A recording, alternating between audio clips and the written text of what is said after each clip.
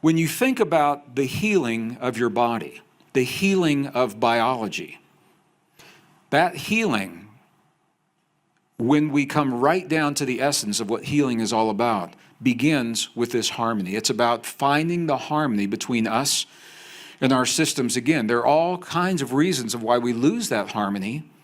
Much of it is our own perception of our experience can cause us to create disharmony. It can be environmental. When we begin to harmonize our heart and our brain and our body to the greater field that surrounds us, this is where your strong immune system comes from and your longevity enzymes. Don't you like talking about longevity enzymes? Because if you're living, if you've got longevity enzymes that are at work, it's more than just longevity. It means that you are healed enough to live for those lengthy lifespans. I've been with monks and nuns. We looked at their papers. They're 115, 120, 125 years old, and you'd never know it to look at them. I'm going to ask you a question. Who in this room would like to live to an advanced age? Who would want, okay, I was 5 years old, and I was having a conversation with my mom, and I told her I was going to be here for 200 years. I said, I'm on the 200-year plan. Pardon me? 333, okay. So who would like to live a couple of hundred years on the planet? Okay, I see some hands that are not raised. So if your hand wasn't raised, why would you not want to live 200 years? Pardon me? Quality of life. This is what people say this to me all the time. People typically say, I don't want to suffer. Quality of life, because you and I have been conditioned to link longevity with the breakdown of the human body. But what if the human body isn't breaking down? There are two very, very different ways, two different models of thinking about longevity. You and I are conditioned to think like this, that we come into the world and we have our tank of life that we begin with has whatever lifespan we have. Nobody knows how long that is. So we come into the world and our tank has whatever life we have, and we're conditioned to think that every day we use a little bit of that life, a little bit, until the tank is empty. That is a linear model of aging, and that's what we're conditioned to think. The science is now revealing that while it's possible to live the linear model, there's another model where we come into this world and we have our tank has whatever life we're given, but each day, rather than using a little bit more, each day we replenish the tank. And when you replenish the tank, when you are healing and fueling your life tank every day, that becomes a cyclic model rather than a linear model of aging. And I've been with people, mostly in indigenous communities, that embrace a cyclic model. So when they live to be 100, 115, 120 years old, I'm not saying they're a spring chicken necessarily, but their eyes are bright, their skin is good, their memory is sharp. I've been in indigenous communities where there is no breast cancer, there's no prostate cancer, there's no Alzheimer's, and these people are 115, 120, 122 is the oldest nun that I've been with. And they simply do not have the breakdowns that we see in our society. And what that tells me is it's not about the age. It's not about the age, it's about how we live in the environment that we're in as we attain the age. Does that make sense if I say it that way? So as we choose, and it is a choice, as we choose to embrace the nutrition of life, whether it's what we consume or what we believe or what we think or the environment that we immerse ourselves in, it's reflected in that longevity. So I told my mom I'm on the 200-year plan. But the whole thing with longevity, what scientists now are beginning to understand is our bodies are actually designed. Every organ in the human body is now documented with the ability to heal itself, even the organs we were told could not. Brain tissue, heart tissue, spinal cord tissue, pancreatic tissue, all are documented with the ability to stop disease, to reverse the disease, and rejuvenate and regenerate, given the right environment. This is the key. Given the right environment. The environment can be nutritional, it can be external environment, but the most important is the internal environment. And what you're learning right here, when you harmonize your heart and your brain, you are feeding, you're nourishing your body with a frequency that your body interprets as love. Literally, you're loving your body by harmonizing your heart and your brain. And it kicks into motion. It ignites a cascade of chemical events that mirror your love in your body. And I've been with the indigenous people that do this. So I'll show you pictures tomorrow, but I wanted to say, this is why this is so important. This is why it's more than just a meditation in a vacuum. It is a process. If you want to call it a meditation, you can. But it's a process that literally harmonizes you with the planet that you live on. The questions about that, does that make sense? Good with that? Yes? How do you harmonize to the 0.1 frequency? So the question, how do you harmonize the 0.1 frequency? And if I wasn't clear about that, I apologize. The 3 steps, actually it's perfect because that's exactly where we're going to go with this. We're going to do them again in just a moment, except I'm going to ask for a volunteer. And you know the front row usually takes the hit for volunteers. I just want you guys to know, you look terrified. You look absolutely terrified right now. But the word volunteer means that you volunteer. I'm not choosing, so you don't have to be terrified. No, the 3 steps. The first one, and these are very, very powerful. How do we do this? How do we actually harmonize the heart and the brain? The 3 steps, the first one is to shift the awareness from your outer, and you'll have a slide here in just a moment, from your outer world into your inner world. That was step number 1. If you close your eyes, is a very powerful way. When you close your eyes, you send the first powerful signal to your body, telling your body you are now moving your awareness from the world around you to the world within you. That is a powerful signal, first step. And you are shifting your awareness from your thinking mind to your feeling heart. And this is why I invited you to touch your heart center gently. Did that work for you to do that last night? So if you have studied with the Institute of Heart Math and they are teaching in a corporation, they typically will not talk about touching their heart because in a corporate environment, and especially for women, there's a stigma around having your hand anywhere near your breast in the workplace. It's a funny thing, and it's just the way it is in a traditional workplace. But we're not in a traditional workplace. And we don't have to worry about that. So if you can gently touch, just a finger or two, just touch your heart center. If you all, just do this right now. Have you noticed as soon as you do that, your awareness goes to the place of the touch because you feel something on your body. If you touch your knee or you touch something else, your awareness would go there. So this is why you touch your heart center. And the indigenous people have many, many different ways to do this. The Buddhists and in the monks and the nuns, it's all about touching the heart. That's that first step. Very important. Second step is to slow your breathing. It is a language unto itself, the language of breath. Through the language of breath, you can send a myriad of chemical signals or vibrational signals to your body to create the chemistry that matches that breath.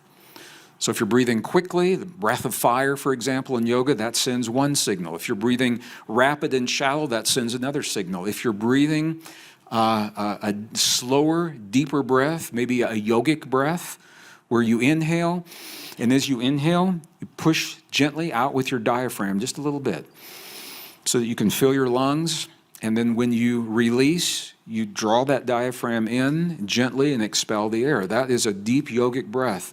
You wouldn't do that if you felt that you were being attacked, if you were in fight or flight or stress. You don't do that. So when you are having those deep, slow breaths, that's a signal to your body that you're safe. And your body begins to respond chemically with safe chemistry rather than stress chemistry. So those 2 steps lay the foundation. The answer to your question, Charles, is the 3rd step that sometimes may be the most challenging for some people, and that is to feel on demand. We are conditioned to feel as a reaction. Would you agree with that? Typically, you react to what the world is showing you. We're taking our feelings off of autopilot, and we are choosing to create a feeling to the best of our ability of gratitude, appreciation, care, compassion. Those 4 possibilities in the laboratory work pretty much for everyone. Now, you know yourself better than anyone else. Maybe you've got another feeling you'd like to use. But let me ask you, I didn't do this last night, what emotion, what feeling is conspicuously absent? What is it? Love. Where's love? I asked the researchers, I said, what about love? And they said, Greg, it's a good question. It's very interesting. Love means something different to every one of us. We've all had different experiences. Some of us hasn't been very good. So if you ask someone to feel love, your love and my love and your love could be completely different experiences. And often it doesn't work. However, now look at this. Gratitude is an expression of love. Appreciation is an expression of love. Compassion, care are all expressions of love. So ultimately, love is the umbrella. Ultimately, we are loving, but we're simply not using the word love. And I find that really interesting. But if you find another experience that works for you, that is where the action is. That emotion in the heart, when we optimize that emotion, that's what begins to send the signal to the brain. The heart and the brain are having a two-way communication. The heart is having a big conversation with the brain, and it is carried pretty much via the vagus nerve. It's a big, big, thick nerve bundle up to the brain. The brain, your brain, I'll be personal, your brain can communicate with your heart. It doesn't do it very often, and uses a smaller nerve bundle from the back of the skull down through the spinal cord to the heart. So if the brain needs to say something like, hey, slow down, I'm just channeling my brain, or something like that, it can do it, but it doesn't happen very often. Now, I'm going to throw this in. This is so interesting. The researchers were looking at the amount of information from the heart to the brain and how much the nerve bundles could possibly carry through the neurons. And what they found is that there's way more information going from the heart to the brain than the nerve could possibly carry. And they said, how is the data being transmitted? So I don't want to confuse you, but I'll just share with you, this is what they are finding. They now believe that much of the information is not contained within the nerve bundles, it's in the field. In the field, we are communicating between the heart and the brain. And I think there's a whole body of research that now that is leading to about our relationship to the field that connects all things. So this is the way. Did that answer your question? Long answer to a short question. Thank you. So discovery number 9, one of the questions that some of you asked, and I get all the time, how many of you, when I invite you to hold that focus in the heart, do you find that your mind wanders? Anybody ever have that problem? Like, everybody have that problem? It's like people are in their heart and they're saying like, what time is it? Are we almost done? What am I going to have for dinner? Oh, I just had dinner, but I'm going to be hungry afterwards. Did I turn off the dome light in the car before I came in, or is my battery going to be dead? I mean, just weird stuff just happens. And it happens to everyone, and people try to stop it. And that's where they run into problems. So I wanted to share with you from the Tibetan perspective how the Tibetan monks and nuns are able to hold the focus for 12, 14, 16 hours a day. There was a time from the early 90s into the early 2000s where Tibet was very accessible to me. I was taking groups in once or twice a year. We limited the groups to about 40 people, and that window closed. It now is no longer as accessible politically. There are political issues happening. Visas are hard to get for groups. It's not the same thing. But it was during this time that I had the opportunity to go. There were 12 monasteries, 2 nunneries. It was a 26-day trip, and we were at elevations almost 17,000 feet above sea level. A magnificent part of the world, beautiful, beautiful part of the world. And it was in places like this where these beautiful prayer wheels, y'all know about the prayer wheels? It's inside of each of these cylinders is a single prayer printed 108 times on a sheet of linen or paper. And the prayer is also shown on the outside, so you know exactly what the prayer is. And as you enter into the sacred spaces, you rotate the prayer wheels, and the belief is that as long as that wheel is in motion, the prayer is being shared with the world. And this is what we do as we go past these 30-foot tall Buddhas of compassion into the chanting hall, where we had the opportunity to meet with the monks and the nuns. And in this case, they were very elderly monks that were there. Well, I had gone back and forth a number of times, and the last time that I was there, I was gifted a book. And this is the book right here. This is what a Tibetan book looks like. They are loose pages sandwiched between the covers, held together with a leather thong. And the title of this book is The Tibetan Yoga and the Secret Doctrines, the Doctrine of the Nirvanic Path. So we could spend a whole month workshop, or a really intense day exploring this, but there's one portion that I want to share with you, because it is from this book that the monks and the nuns learn about how to hold the focus. Now, I want you to know what they know. So it's only been translated into English once. This book only has one English translation. It was done by a British translator. And the language is a little flowery, but I'm going to read it to you, and then let's talk about what it means. I want you to hear, these are the exact words. So this book begins, this is what the texts look like. And the first part talks about how to hold the focus. All right, it's called the inhibiting of the thought process. Let me read this to you, and then we'll talk about what it means. So the first part, quote, by prolonging during meditation the period of time in which the effort is made to prevent the arising of thoughts, one comes to an awareness of thoughts so numerous they seem interminable. So what are they saying? They're saying if you're trying to meditate, there's a point where you're going to become aware that you've got so many thoughts distracting you, it seems like they're never going to stop. Interminable. All right? So we've all been to that place. Okay? When that happens, it's the recognizing of thoughts that actually has a name. It's called the first resting place, the first stage of mental quiescence. So what they're saying is you must reach this stage so that you can move on into the deep meditation. If you try to stop this from happening, that's where the problems come in.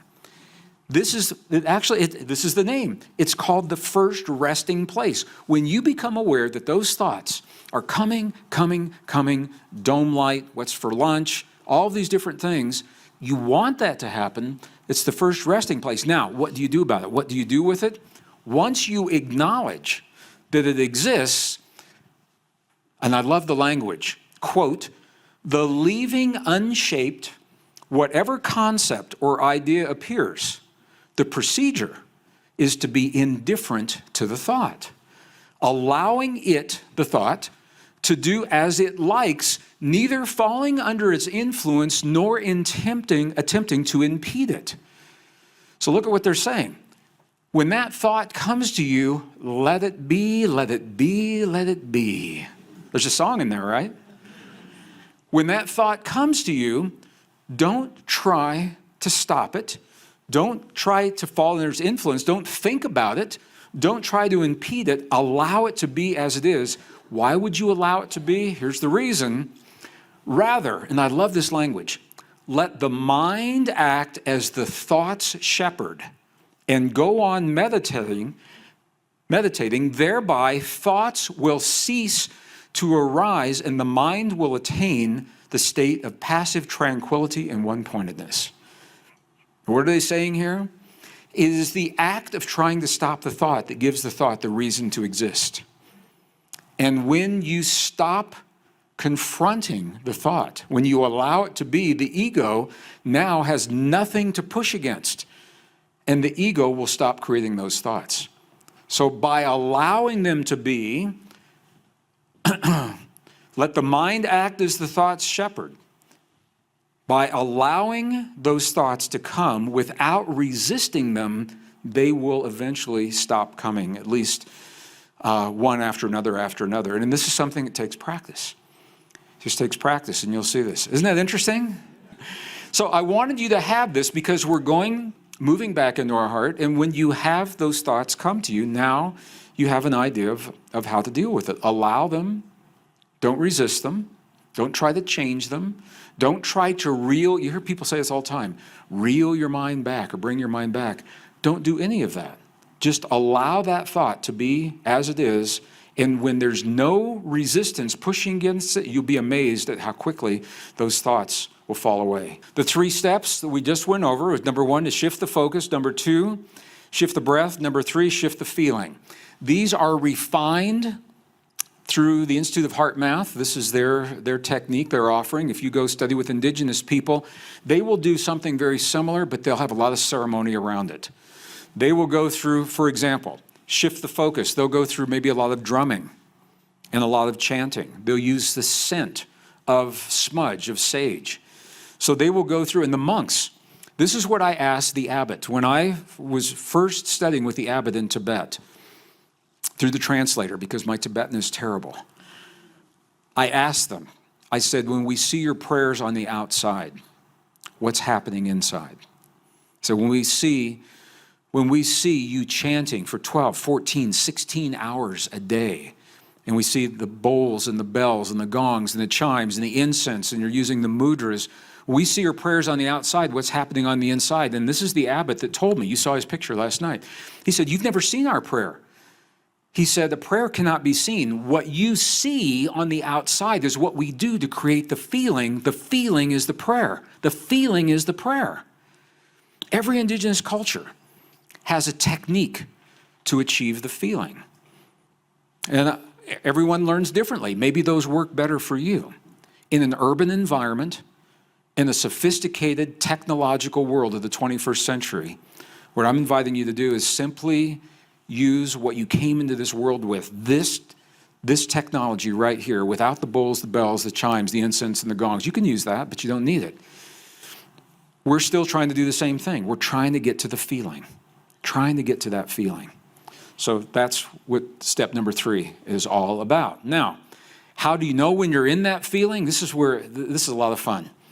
The Institute of Heart Math, as technology, as scientists, they ask the same question, and they develop some very sophisticated software behind the scenes with a very simple user interface in the foreground. It looks simple, what's happening behind very complex algorithms to help us do just this. The screens look something like this. When we use an LED sensor that can either be hooked up to the ear, to the finger, or worn as a chest sensor underneath your clothing, you can do 24 hours or longer, so that you can record every moment and have it analyzed of how your heart is functioning under different circumstances. So you have all of those options. When those sensors are talking to the computer, we're looking at things like this. This is the heart rate variability that you're seeing right here. When your heart beats, you're all used to seeing the heartbeat. It's called a QRS complex. The R is the big peak that you see. And the time from one big peak to the next, to the next, to the next varies with every heartbeat. It is called heart rate variability, HRV. Talk a lot about this later today. But I want you to know it's being measured, and that heart rate variability is what you're seeing up here on top. But what I really want you to see is this little graph right here. You see those 3? Can you all see that from where you are and on your monitors in the back? This graph will tell you about the coherence between the heart and the brain. And it's broken into 3 levels: low, medium, and high. Low is red, medium is blue, green is high. And there are numbers at the bottom of each graph. Those 3 numbers will always add up to 100% because you cannot have more than 100%. So it might be, maybe the red will be 0 and the blue will be 50 and the green will be 50. That's 100%. Or maybe the red will be 50 and the blue will be 0 and the green will be 50%. Whatever it is, that is going to tell us the quality of the coherence during that time. The optimum coherence is in the green. If you have 100% green, you are in optimum coherence. But what I want to say to you before we do this, it's not a contest, number 1. And number 2, most of us, most of the day, throughout most of your day, are in 100% red, low coherence. Can you tell me why that would be? Why, if you're driving your car down I-25 or across the 36 diagonal here, If you're driving, why would you typically, and we were to measure you while you were driving, why would you be in low coherence? Oh, this is why. Because your focus is on the outer world where it should be, and you're not focused in your heart. You don't want to be in la la land, focusing here. Definitely don't want to close your eyes while you're driving on that 36 diagonal. So I'm saying this to you because there's no, this is not a contest, and I don't want it to be a pass or fail. It's not like that at all. We simply have a tool that helps us to know what feeling creates the coherence. Now, I have to be really honest with you about this. I'm a low-tech guy in a high-tech world, and I'm really not into the gadgets unless they serve us. So we're going to demonstrate a gadget so you can see how it works. If you can use something like this to help you know when you are feeling the right feeling, and then let the gadget go. If the gadget is a tool and not a crutch, it's not something that you have to run and say, oh, I'm having a bad day, I better get onto my computer and hook myself up and see what. It's not like that at all. That's not what I'm recommending. But I think it can be a very powerful tool. All right, so what I'd like to do, I'm going to stand back here and I'm going to look at you. I need a volunteer. Your hand was the very first hand that went up. And I always go with the very first hand. It's not always on the front row. So let me ask, I have questions for you. You have to pass the test. Jessalyn, can I ask you to come onto these stairs right here? She's brave. My heart rate's gonna go up for sure. If I can ask you just come right up here. Have you done this before? No. I've done the heart brain meditation. I've never been hooked up to a machine to check. Okay, can I ask you to sit in that chair? Have you and I done this before? No. No? Okay. Maybe so in past life. there's no wires, no gadgets here. All right, so what I'm going to do, if I could ask you to remove both earrings, is that okay? Yeah. Okay. So you have done the heart monitor in the past, then, is that right? No, I've only done the heart brain meditations from all your Ah, videos, okay. 'cause I'm obsessed. All right, so because you're obsessed. Well, because know if that's it's all awesome. right. It's very in alignment with all my everything. This is the user interface, and there are different interfaces. If this looks really left brain and very technical, we can change that. But we're going to look at this in this way. Now, I have a diode. May I touch your ear? Yes. Yes. Say it. Yes. Okay. She gave me permission to touch her ear. So this was cleaned this morning. Okay. So it is. So what we have here is an LED diode, and I mentioned there's some, you can wear an entire harness all day. You can wear a finger cuff, you can wear a toe cuff. This is a very simple. Do I need to go through this one too? Yeah, if I could ask you to take those off. Do I need to take both? Nope, just one side. Okay, great. Let's just make sure you're just going there for now. They're perfect for diodes. So if I can ask that you not move you can move your head, but if you don't jerk it one side or another, because the machine doesn't know what to do with that. And I'm going to introduce you now to the computer. And what is happening, first there's going to be a calibration where the two are getting to know one another. And this is really good news because she has a heartbeat. You see this right here? This means that you are alive and you have a heartbeat. And you laugh. I was in Los Angeles. I had a guy come up from the audience. We could not get a heartbeat out of this guy. It was the weirdest thing. You never know who's going to come to an LA program. I said, thank you for your heart. And I couldn't work with him. We could not get a heartbeat. And he just laughed. He just said, so I don't know what that was all about. All right, so good news is that you have a heartbeat. And look at this. She started off right now. She's in 100% high coherence. Yeah, but we can fix that. No, she's in 100% high coherence. Do you like mathematics? Yes, Do you like math? I do.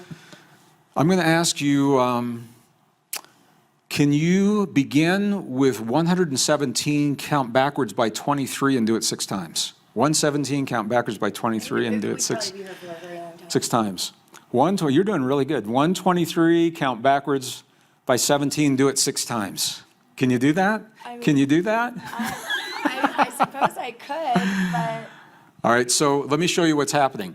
Every 7 seconds, the machine is sampling her heart rate variability. It's running it through an algorithm, and you're seeing a lot of things happening here. First of all, what you're seeing, this is really, without doing this, even this meditation, these are really nice, deep heart rhythms that she has here. So she has really nice heart rate variability. Now you see what's happening here. It's been set, they did two 7 seconds, it's now been about 14 seconds. I asked her to do something, and it took her out of her heart. Can you see that?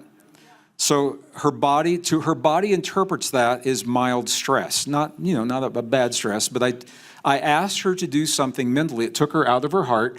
So, and because I'm asking her to do that, and we're talking about it, you can see what's happening. She's moved from her heart. She now is in medium and low coherence. We're going to fix that. We can fix all of that. But I want you to see how quickly you can move from high into low coherence. And you're also seeing when we began having that, look what happened to her heart rate variability as it began to change right in here. It's not good, bad, right, or wrong. This is just the way that we work, and it's how quickly we can respond. So you're doing awesome, by the way. You're doing really, really well. So what I'd like to do, I'm going to start this again so you can begin with a fresh slate. Because our heart field extends beyond our bodies, we're sharing a heart in this room, one heart field, and to some degree, your hearts are being reflected in what's happening here. So we're actually going to help her out in what we're going to do. We're all going to go into a heart-brain coherence exercise, and while you are dominant, because you are hooked up to the machine, to some degree, all of the hearts in this room would be reflected in your heart, because your heart field is part of that, and it's picking that up. So you okay if we do this? So now we have the opportunity. We're going to do the exercise once again. Now you know what to do if you begin having a lot of extraneous thoughts. I am going to invite you to close your eyes, because if you watch this, you'll be mesmerized by the technology, and you won't be in your heart. So you can see what's happening to begin. And if we could have a little audio support with the meditation, if you just bring it up gently. And this is one of those places you won't need any notes, no more notes. Can we bring our lights down a little bit? Is that possible? Pardon me? What hand? Well, you're getting really technical. What hand on your heart? Whichever hand it feels really comfortable for you, as long as it's yours. That's a different workshop. That's a whole different way. It's later this afternoon, okay? We'll break into small groups. All right. Thank you. All right, so we won't need any pens, papers. You will. Yeah, no, you'll close you're going to go through the whole thing with all of this. All right, so I'm going to start this again so we get a fresh reading. All right. If you haven't done so already, I am going to invite you to close your eyes once more and allow your awareness to move from the world around you once again to the world within you. And I'm inviting you to shift your awareness from your mind into your heart. And if it helps, to touch your heart center gently in a way that's comfortable for you. This would be a good time to do just that. Gently touch your heart and allow your awareness to go to the place where you feel that touch. And this will become more familiar each time we do this. More and more familiar with greater ease. Just allow your awareness to go to the place that you're touching. Second step, I'm going to invite you to slow your breathing just a little bit slower than you were breathing when you came into this room, you came to the chair where you're sitting right now. Maybe 5 to 6 seconds on the inhale, the same on the release. So I'm going to invite you to breathe with me. Inhale.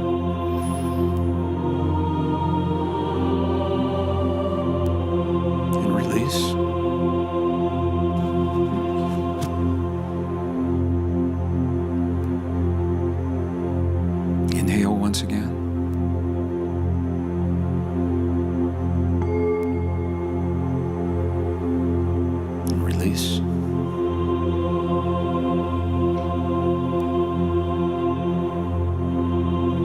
And just keep breathing about that pace. And when you slow your breathing, you should feel a shift in your body. The body begins to respond to this language.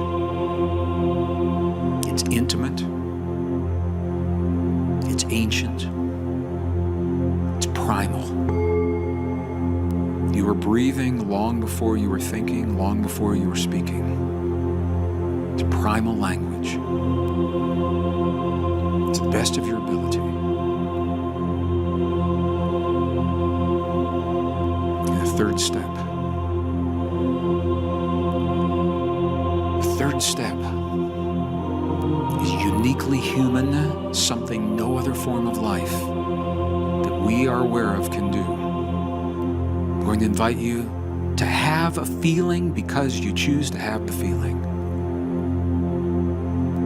From the place in the center of your chest, from your heart, where you're breathing, where you're touching, to the best of your ability, if you can feel one of those four feelings: gratitude, gratitude for anything or anyone, or appreciation, or care, or compassion. Whatever feeling works for you, a positive, life-affirming feeling to the best of your ability. And breathe that feeling into your heart. Allow that feeling to permeate through your entire being, to radiate from your heart center, through your body, through the organs and the tissues of your body, radiating outward. And when you reach the boundary of your flesh, the feeling doesn't stop. It continues beyond your body, into this room, into the heart fields of those that we share this sacred space with. Breathe and feel to the best of your ability.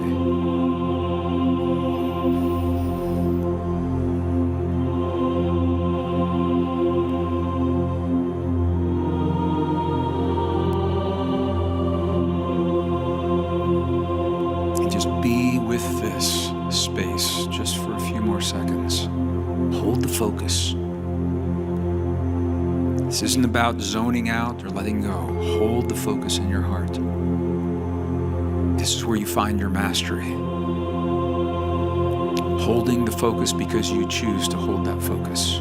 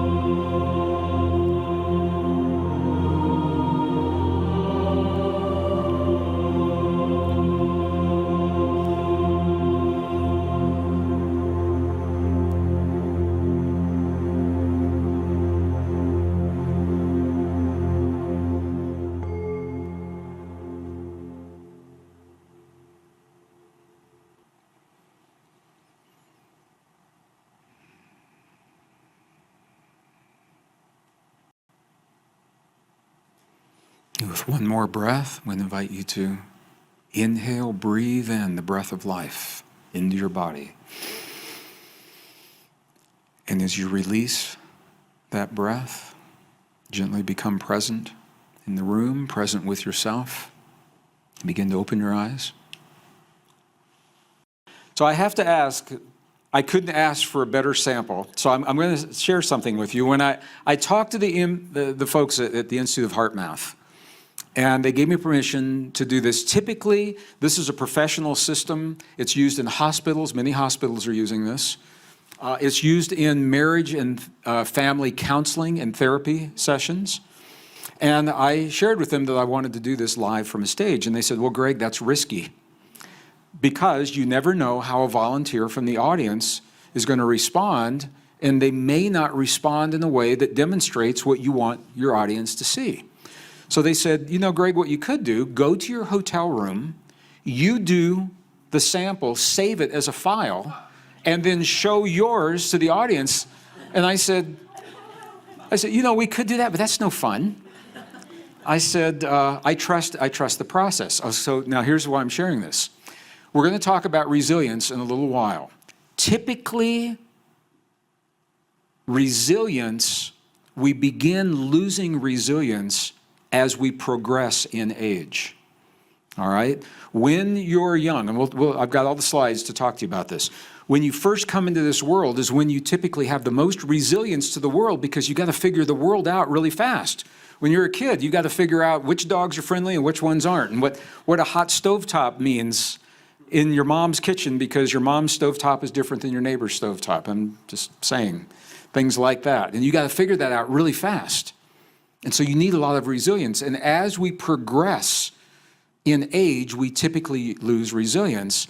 So what HeartMath said was, Gregg, if you are going to bring someone up from the audience, we recommend bringing up the youngest member of the audience, because they will typically have the greatest resilience.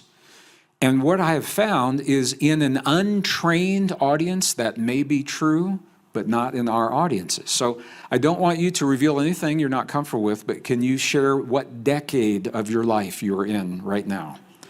What decade? Fourth decade, all right? The reason I'm asking, what you're seeing, those of you that have seen this, you know what's happening here. You have the heart rate variability, and that means the resilience of someone I would expect in their teens or even younger. You've got tremendous heart. Look at these big, deep heart waves. Can you all see these?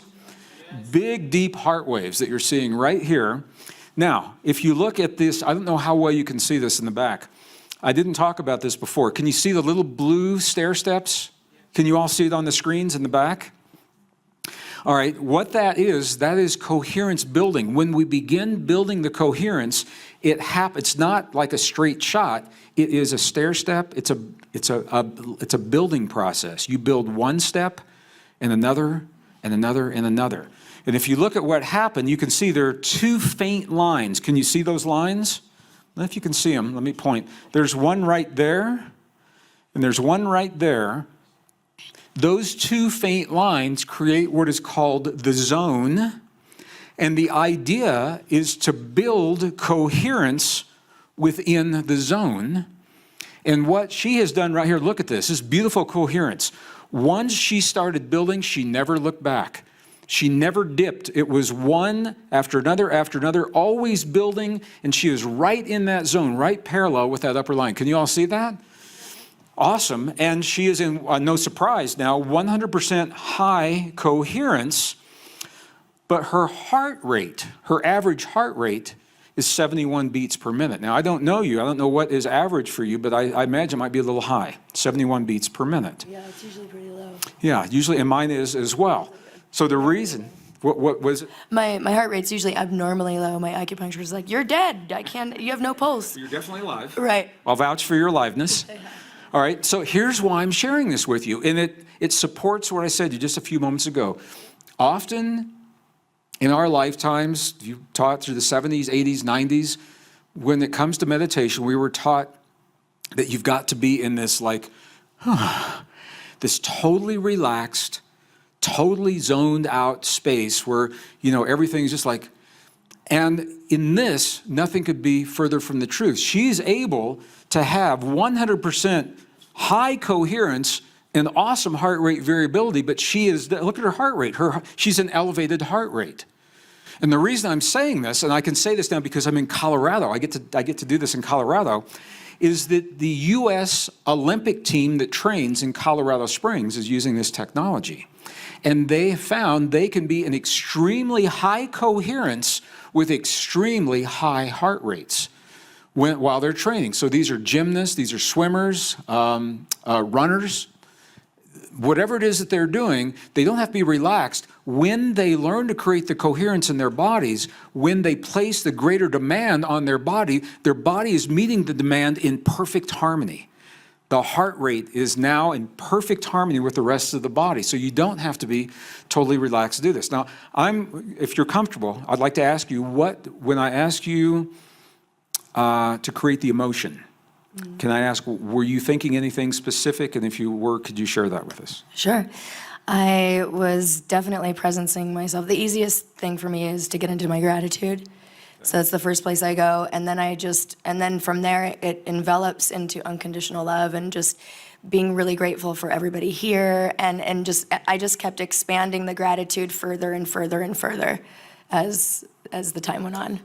Thank you. So whatever you're doing, it obviously works for you, because you have if I'd never seen you and I was looking at your report on a piece of paper that crossed my desk, and I saw this kind of heart rate variability, what I would say is I'm probably looking at a person that is able to embrace change in your life in a healthy way. Do you have a lot of change in your life?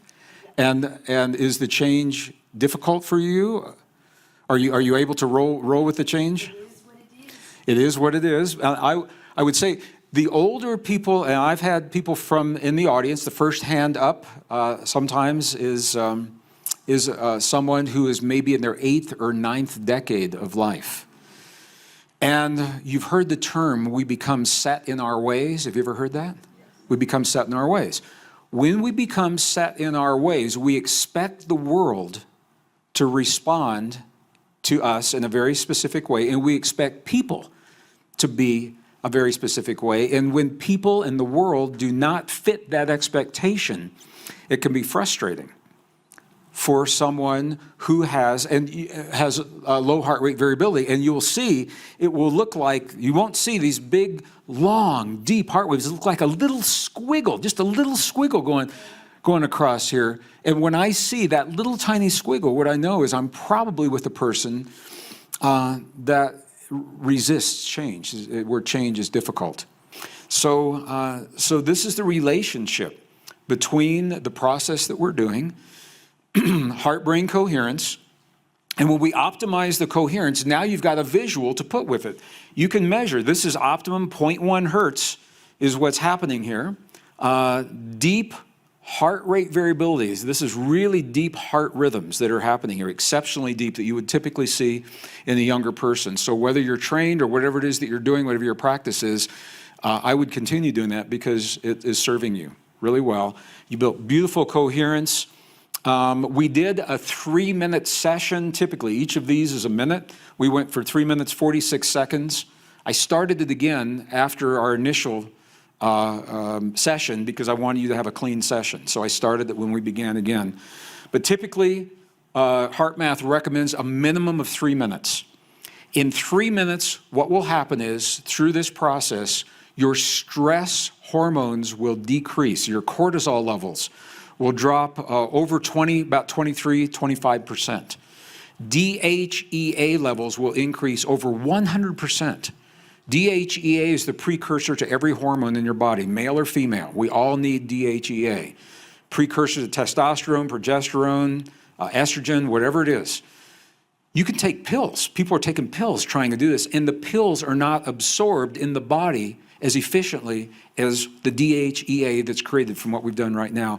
And you didn't need any gadgets. All you used is what you have. This is a powerful internal technology. This is an inner technology that is typically not acknowledged in the modern world. When I'm with the Tibetans, I want you to know they use very few external anythings. They don't take chemicals, they don't take drugs. They have reached states of consciousness that scientists said were not possible. They are reaching vibratory rates in the human brain that scientists said the human brain could not sustain. And they are doing it through their heart. You look at your screen right now, and I'm going to talk about brain states just for a moment. What you're seeing on your screen are the traditional brain states. At the very bottom of the screen, the delta waves, long, slow waves, and these are when we're deeply asleep. And then the theta waves, when we become drowsy, The alpha waves were more relaxed and maybe in meditation. The beta waves, this is where maybe you are right now when we're busily engaged in daily activities. This used to be the end of the brain states, but there is another brain state that scientists are working with now, and it is above the beta wave. It is called gamma. This is the gamma state, and look at how much faster and how much more compressed these brain waves are. Well, interestingly, these are the brain waves that the Tibetan monks were creating in their bodies intentionally, on demand, to accomplish the amazing feats of healing, of awareness, of intuition. They're able to regulate their body functions, their body temperatures, their immune response, their anti-aging hormones, all on demand when they choose. And this is where they find their power, by realizing this potential. So I'm sharing this with you now because, interestingly and perhaps not surprisingly, it is by harmonizing the heart and the brain that we achieve this gamma state, or one of the ways that we can achieve it, that we achieve this gamma state intentionally. And when we create the gamma state, one of the first things that scientists say to us is it opens the door to precisely what we've been talking about, to states of deep intuition. It opens the door to increased focus, where we can recall everything about any memorable event. This sounds like some of the very popular television programs where individuals are trained to become superhumans, and they walk into a room and boom, they know everything about everyone in that room. Total recall. The gamma state is what allows us very fast processing of storage and information and retrieval. And it actually makes a lot of sense that we would be able to do that. When you think about fast information retrieval and involving the heart, if you really think about it, this makes tremendous sense for this reason. When we process information solely in the brain, when you ask your brain a question, the answers generally are a little slower. As I mentioned before, in the heart, they're boom, almost instantaneously. Often when we ask our heart a question, it answers before we finish asking the question. And the reason makes a lot of sense. It's because the brain, before it gives us the answer, goes through all of the loops of the logic, the fears, the issues that have come up in the past, the issues of self-doubt, the issues of self-esteem, all of those things, those are the logic loops the brain goes through, the filters, before it gives us an answer. Heart doesn't do that. Heart, you ask a heart a question, boom, it gives you the answer. Part of my heritage is Native American, is Cherokee. And in the Cherokee tradition, as well as in some others in the Midwest of the United States, our indigenous ancestors knew of this power of the heart, and they actually gave it a name. This is one of the things, there is no English translation specifically for this name. There is no single English word that means precisely what the native words mean. So we have to create English words around it. Like prana, when we say the word prana, that is a Sanskrit word, there is no English word that means prana. So we have to create some other words. We say energy body or life force to approximate what it means. Well, same things happen with the wisdom of the heart. And the word that's used is called Shante Ishta. Shante Ishta. And it means the single eye of the heart. The heart that doesn't judge right, wrong, good, bad. The heart can discern what's true for us and what's not. Yet it does not assign a judgment. That's a powerful distinction, and that will empower you in situations whether you're in the boardroom or the classroom or you're with your friends or in the most intimate relationships with those that are closest to you, where you tap and they know you well enough to tap the buttons and the triggers that elicit responses that sometimes you wish you hadn't have said. If you can get out of your brain and go into your heart, Shante Ishta, the single eye of the heart, it'll tell you what's true for you. And you only can't tell you what's true for someone else. And it will do it with discernment. So it makes a lot of sense that the gamma state actually allows us this very, very fast processing. The gamma state also, when we achieve that, it's a natural antidepressant. People are happier and they're much calmer when they're in this gamma state. And it also awakens, it breathes life into our sensory perception. When we're in the gamma state, we can pick up scents that we cannot pick up typically in the beta state. You smell things, it becomes alive. Your sensations of sound, music feels differently. It doesn't just sound, it feels differently to you. And these are all the benefits of being in the gamma state. So I'm saying this to you now because we're about to move into the gamma state. And I want you to know all of the benefits that come from doing precisely this. So we've explored many of the potentials that come from awakening this marriage, this union between the heart and the brain. And there are others, we're just barely scratching the surface. But what I'd like to do now is share with you a technique so that you can tap these potentials in your life when you choose to do so. What scientists know is that every moment of every day, as I mentioned, there's this conversation. It's a conversation between the heart and the brain. The heart is speaking to the brain, and the quality of the conversation that comes from the heart and the brain tells the brain what chemistry to release into the body. So for example, when we're feeling emotions that we would typically consider negative, and I don't like to characterize emotions as negative or positive, but I'm doing this so you get a sense for what we're doing here. When we have emotions such as anger, hate, jealousy, rage, what you're seeing on your screen is an actual printout of the quality of the signal from the heart to the brain. And you can see it's very chaotic, it's a very jagged signal, it's a rough signal, and it's that chaotic, jagged, rough signal that signals chaotic chemistry in your brain. This is the kind of chemistry that tells us that we need high amounts of adrenaline, high amounts of cortisol, the stress hormones, to respond to something quickly in life. That's a good thing for a few moments. You don't want to live your life day in and day out like this. The next image that you're seeing is what happens when we can shift our heart-based experiences from things like frustration, anger, hate, jealousy, and rage to things like compassion, care for anything, gratitude for anything, appreciation for anything. And when we can do that, very, very quickly, this signal from the heart to the brain shifts, and you're seeing that becomes a very rhythmic, very even, very coherent signal. This is what it's called. And it sends a different signal to our brain, and our brain begins to release a different chemistry into our bodies. Now, I'm saying this to you now because I want you to know that your brain cannot do both things at the same time. It can only do one or the other.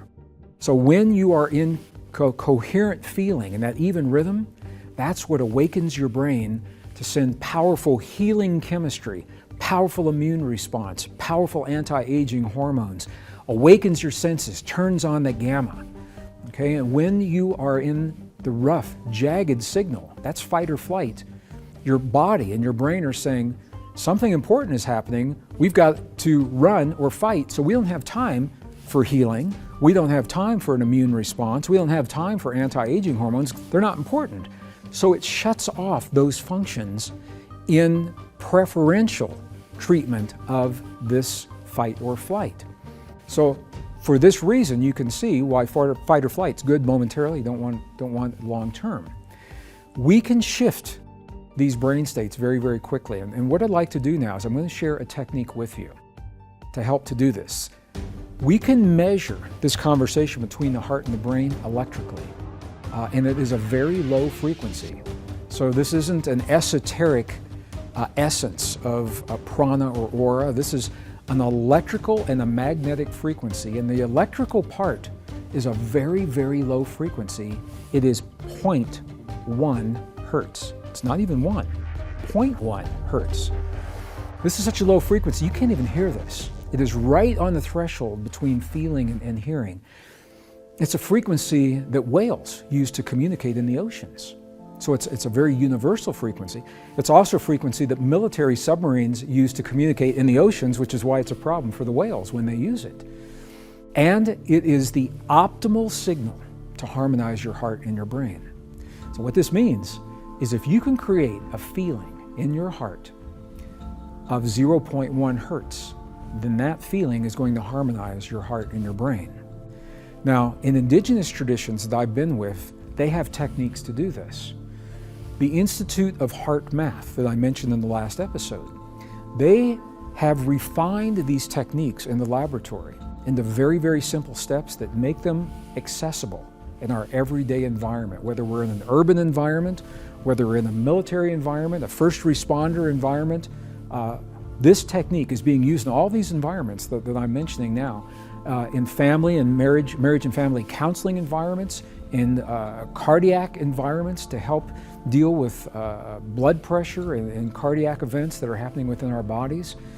So there are a vast and myriad number of applications for the one technique that we're going to do right now, and this technique is the doorway for all the potentials that we've just listed.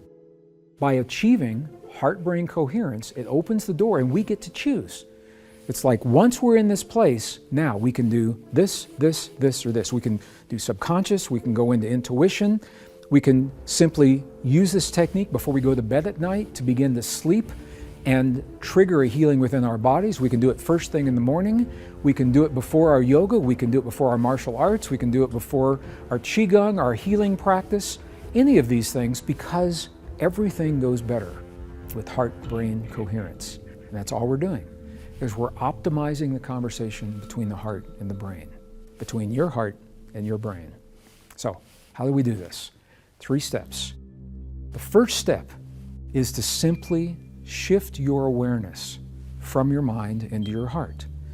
And what I've found is in the Western traditions, for many people, that's easier said than done. I'll ask people, are you in your heart? And they'll say, yep, I'm in my heart. But what they are really doing is they're still in their brain thinking about what it would be like if they're in their heart. This is where the indigenous traditions come in. Our ancestors told us, and when I spend time with my indigenous friends, I say, how do you guys do this? And they say it helps if you can gently touch your heart center physically in a way that's comfortable for you. In the Mayan traditions, you see an open palm right on the heart. In many of the Middle Eastern traditions, you see the same thing. In the Buddhist traditions, you see a prayer mudra that physically touches the sternum.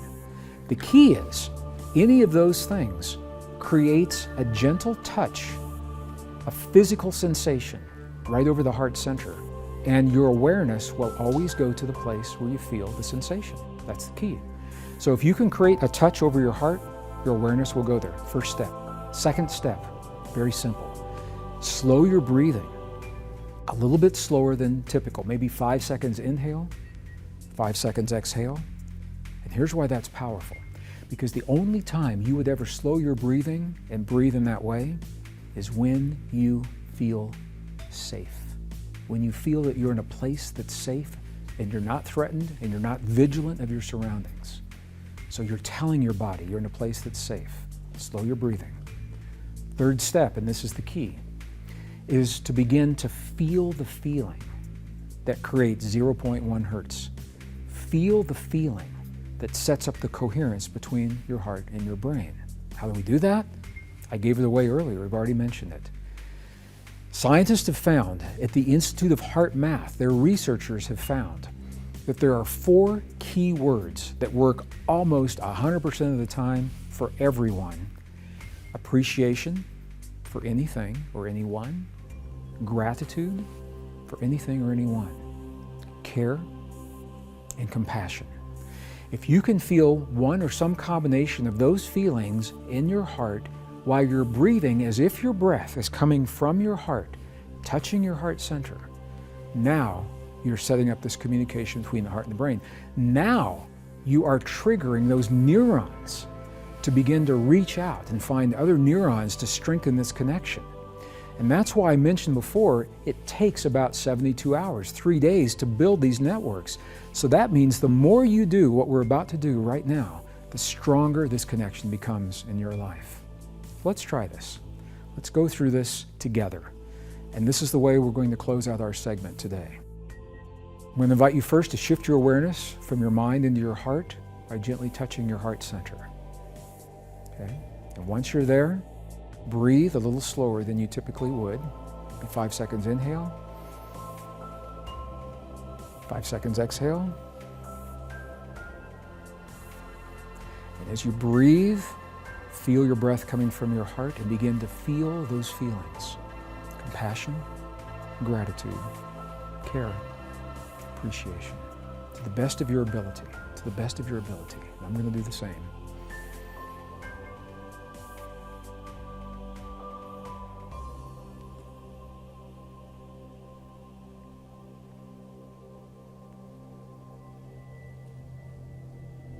Okay. And what researchers have found is that typically 3 minutes, only 3 minutes of doing what we have just done will set into motion a cascade of events within your body, biochemical events that will last as long as 6 hours. The immune response, the SIGA response, first line immune in the white blood cells of your mouth, they are reflecting this effect for up to 6 hours after you actually create the experience. So I mentioned that we can do this any time of day. You can do it before you sleep at night, first thing when you wake up in the morning. This technique, as simple as it seems, is the powerful key to awaken the greatest potential in your life.